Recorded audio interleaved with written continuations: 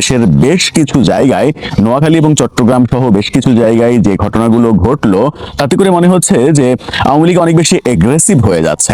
এবং এগ্রেসিভ হয়ে গেলে যেটা হবে সেটা হচ্ছে দেশ উত্তপ্ত হয়ে যাবে। দেশ উত্তপ্ত হয়ে গেলে সেই পরিস্থিতি নিয়ন্ত্রণ করতে সরকার শক্তি প্রয়োগ করবে। সরকার যদি শক্তি প্রয়োগ করে তখন মানবাধিকারের প্রশ্ন আসবে এবং দেশে বিশৃঙ্খলার সৃষ্টি হবে অনেক বেশি। সেটা কোন দিকে শেষ পর্যন্ত যাবে? আওয়ামী লীগ ফিরে আসার যখন প্রচন্ড চেষ্টা করছে, তখন সরকার যদি প্রচন্ড বেগে তাদের নিয়ন্ত্রণ করার কিংবা তাদের গতি থামানোর চেষ্টা করে, তাহলে পরিস্থিতি নিয়ন্ত্রণের মধ্যে থাকবে কিনা সেই প্রশ্নও রয়েছে। কি ঘটলো গতকালকে নোয়াখালীতে এবং চট্টগ্রামে? কি বলছে কেন ছাত্রলীগের আওয়ামী লীগের মিছিলকে না থামিয়ে পুলিশ সেখান থেকে সরে গেল? অনেকেই আওয়ামী লীগের যারা অ্যাক্টিভিস্ট তারা বলছেন যে ছাত্রলীগের আওয়ামী লীগের মিছিল দেখে পুলিশ ভয়ে পালিয়ে গেছে। এই ঘটনাগুলো কেন হচ্ছে? তাহলে কি আওয়ামী লীগ কোনো বড় ধরনের পরিকল্পনা বাস্তবায়নের পথে রয়েছে?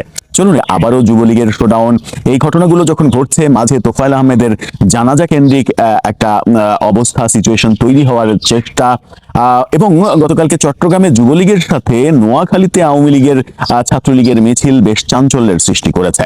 এবং পুলিশের পক্ষ থেকেই বিভিন্ন অসমর্থিত সূত্র বলছে যে হাজার হাজার কর্মীরা যখন মিছিল করে এবং তাদের মিছিলে যখন জনসংখ্যা বাড়তে থাকে, তখন পুলিশ সেখান থেকে সরে যেতে বাধ্য হয়।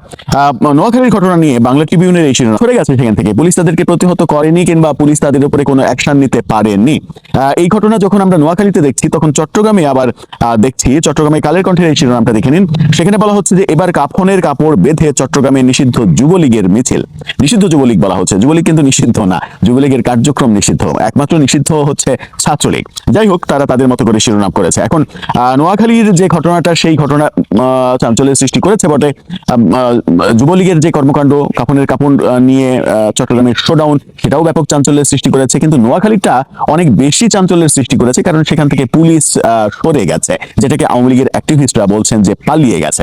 পর্যায়ে তারা ঘটনাস্থল থেকে সরে যায় কিংবা সরে যেতে বাধ্য হয়, কারণ মিছিলে জনসংখ্যা বাড়তে শুরু করেছিল।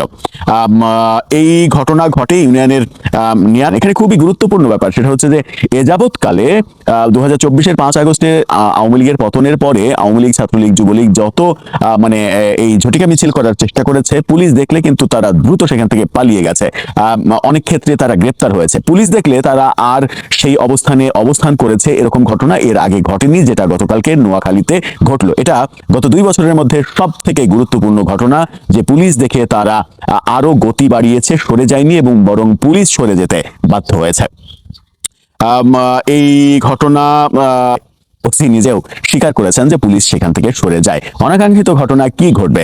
এখন যদি 10 জন 20 জন অস্ত্রধারী পুলিশ থাকে, তার সামনে তো 5000 মানুষ কোনো ব্যাপার হওয়ার কথা নয়, কিন্তু পুলিশ সেই কাজে যায়নি। এই ধরনের কার্যক্রম ঠেকানোর জন্য অবশ্য 10 জন 20 জন পুলিশ সাধারণত যায় না, আরো বেশি যায়।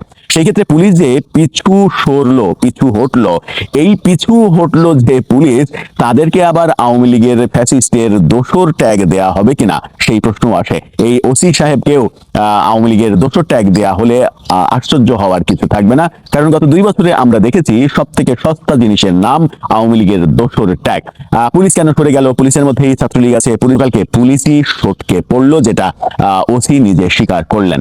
এই দৃশ্য খুব একটা স্বাভাবিকভাবে নেওয়া কিন্তু কোনো কারণ নেই, কারণ আওয়ামী লীগ যদি এই 1-2 হাজার নেতাকর্মীর ব্যাপারেই যদি এরকম অবস্থা হয়, তাহলে আওয়ামী লীগ ক্রমেই তাদের মনে হচ্ছে তারা এগ্রেসিভ হয়ে উঠছে। তারা যদি সত্যি এগ্রেসিভ হয়ে ওঠে, সেটা কন্ট্রোল করা পুলিশের পক্ষে অনেক বেশি কঠিন হবে।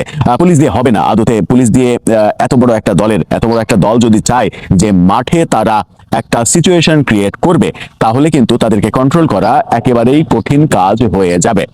সেই ব্যাপারটা মাথায় রেখেই হয়তো সরকার ভূমিকা পালন করবে তাদের। তবে একদিকে আওয়ামী লীগের এগ্রেসিভ হওয়া, অন্যদিকে সরকারের এগ্রেসিভ হওয়া, সরকারের প্রতিহত করতে যাওয়া, এই দুই শক্তি প্রয়োগের চেষ্টা যদি একত্রিত হয়, তাহলে সেখানে সংঘর্ষ অবধারিত। সেদিকেই কি যাচ্ছে সিচুয়েশন, দর্শক?